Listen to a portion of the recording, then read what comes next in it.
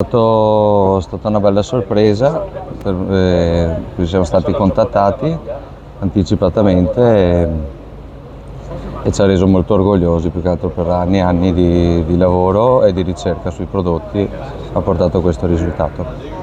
Da quanto tempo siete aperti e in quanti soci siete? Noi siamo 3 soci e siamo aperti a febbraio dell'anno prossimo, facciamo 10 anni di gestione. Vi aspettavate questo riconoscimento? Ci speravate? Ci speravamo, non ce lo aspettavamo sicuramente.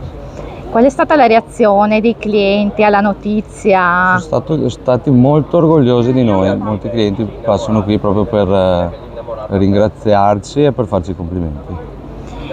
Se doveste consigliare una delle vostre specialità principali, un cavallo di battaglia, che cosa consigliereste? Beh, da noi sicuramente il nostro cavallo di battaglia è la mortadella tagliata a coltello e l'altra peculiarità è la porchetta, sempre che tagliamo a coltello, porchetta trevigiana. Secondo voi qual è la formula o comunque gli ingredienti che vi hanno portato a questo successo e questo riconoscimento? La convivialità e il modo di stare con i clienti e la felicità soprattutto di fare questo lavoro. C'è un augurio che vi fate per il prossimo futuro?